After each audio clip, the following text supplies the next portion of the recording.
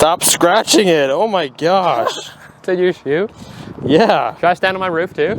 Yeah. Yeah. Now, I want you to let me know in the comments, have you ever thought about buying a project car? Scrolling Facebook Marketplace, you see something pop up and you're like, dang, that's a good deal. I wish I could buy it. Well, that was us, and we literally just bought them.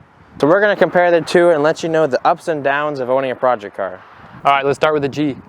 God. No. It's bad. How bad is it? Pretty bad. This is my 2006 Infiniti G35 sedan. I bought this car for drifting and only drifting. It was listed for $2,500. I got it for $1,500 off the original owner, funny enough. So this is my 1993 Honda Del Sol. So it was listed for $3,000 and I bought it for $1,500. Obviously, as you can see, it looks like it's worth $500. So the reason I bought this car is to track it. I was looking for a track car for a long time, and I was kind of going back and forth between rear-wheel drive and front-wheel drive. And back when I had the EP3, that was obviously front-wheel drive, and I like the feeling of knowing how much grip you've got in the front tires through the steering wheel when you're on throttle. Versus when it's rear-wheel drive, you can only just feel it in your seat. So that's why I knew I was going to go with a front-wheel drive platform. So then I was looking at cars like an EG Civic or an EK Civic. And those cars are kind of very common cars, and you see them all the time. I wanted something a little more unique, something I thought that was actually cool. And so that's where the Del Sol came in. You don't see many of them. I think it's pretty cool because the roof comes off. As of condition, when I bought the vehicle, it was honestly pretty mint. I saw it on Marketplace for, sorry, it wasn't Marketplace, it was Craigslist actually. That's where I knew I was gonna get a good deal. It was daily driven, but they were driving it with a slip-in clutch, which was enough to drive around, but if you put any power into it, it would just push right through the clutch. As of body and paint, there's a few scratches and dents, but the paint's honestly pretty clean. The headlights are pretty dirty. The interior is pretty mint. The carpets are pretty dirty. Although the condition of the steering wheel and the clock spring, and nothing works in here, but that's fine because I don't need any of that. As of the condition now, it's pretty much the same. It has a few tire marks down there. My fenders have been pulled out because I was rubbing. But other than that, it's still pretty mint. Also, another thing when I bought the vehicle, the wing was detached on one side. I got that fixed up. But also, somebody tried to break into this vehicle at some point. So it didn't have any trunk liner and no trunk hatch, and none of the brake lights worked, and all these wires were hanging out. But once again, I don't really care. And if you can see over here, the door is actually bent out from whoever was trying to get into it. I don't know who's trying to get into these things, but... So now when we look at the condition of the car, obviously on the outside, it's really rough. It's had about maybe 2, probably way more accidents in the front here, as you can see by the bumper. The hood fits really bad, even worse on that side. The fenders are all dented, chipped, peeling. The whole side of the car has been spray painted whatever in like patches. That's the exterior condition. But I just learned this when doing all the suspension. The underside of this car is unbelievably clean. There's no rust. Every bolt zips right off. And even working on cars like the G35 here or the EP3, on both cars we broke bolts and had to cut stuff out. But this car, literally everything came out. So chassis wise, it's amazing. And then we look at the engine. When I bought it, it was misfiring, which obviously isn't good. But we fixed the misfire. Although the engine is still bad because the piston ring is bad, and that's why it fouled the plug, causing it to misfire. So the engine's still pretty bad. So looking at the interior here, you can see it literally has every trim piece, and it's really clean. Unfortunately for this interior, I don't care about this interior. I want to gut this thing real bad. Everything gone. We're starting it right now. Right now, we're gonna start gutting it. So as for modifications, we got a custom catback exhaust. Sounds amazing. One of the best, I would say. And then I have a welded diff, which is awesome. And then I have a clutch, which is ironic. It's called the Clutch Pro Max, like an iPhone. It was the cheapest one I could find, and it works great. And also suspension. These are max speeding rods suspension. Again, the cheapest ones I could find because it's a budget build. Not the best, but it does what I need. I have plenty more mods coming, so stay tuned for the next video. Okay, let's talk about the current mods on this car. So we obviously have these Enkei wheels. These are from the 80s. These are not gonna stay on the car, but they're on there right now.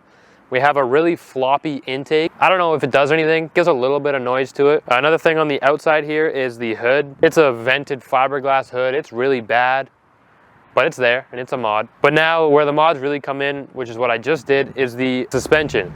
So we did Godspeed coilovers, Godspeed upper camber arms, Trueheart rear upper camber arms, Godspeed lower control arms, Progress rear sway bar, Godspeed toe arms, and some random Amazon bushing for the rear trailing arm.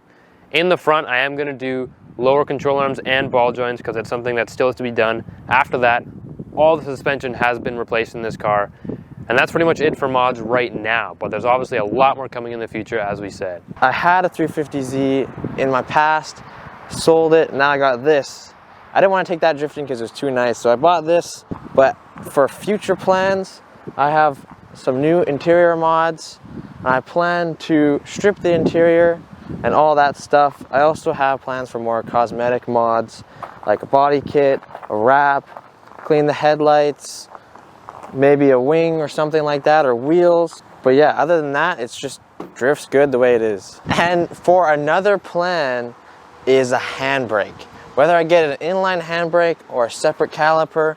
I know Colton has an inline handbrake, which is giving him some issues, but this isn't my daily, so I think I might do inline because it's cheaper and it won't give me as much issues while I'm driving. For this car, I definitely have a lot of plans for it. We've already done all the suspension. Make sure to watch that video to follow along with the series. So on the outside, I plan to do a full custom front splitter with an air dam that goes underneath the car, real functional downforce.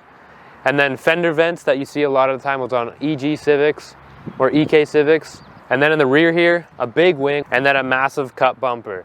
If you remember the EP3 videos from way back, we did a cut bumper after we installed the Progress rear sway bar and lower control arms. And that was one of my favorite mods. So in this car, we're gonna do it bigger, we're gonna do it better.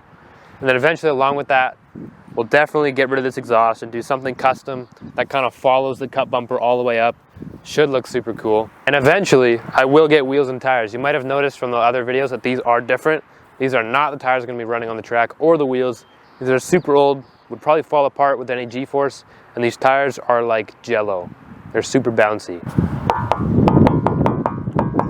Anybody home? Structural, huh, That guys? sounds very hollow. This thing's definitely not gonna fold in half first track day. No. So when you think drift car, you think of a G35.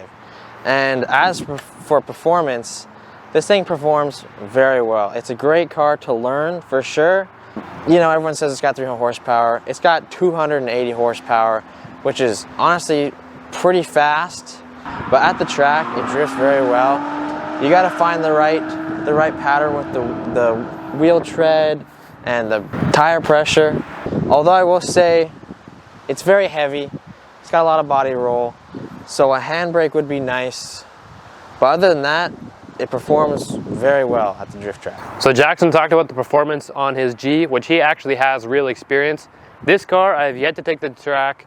I have yet to even really drive it on the street.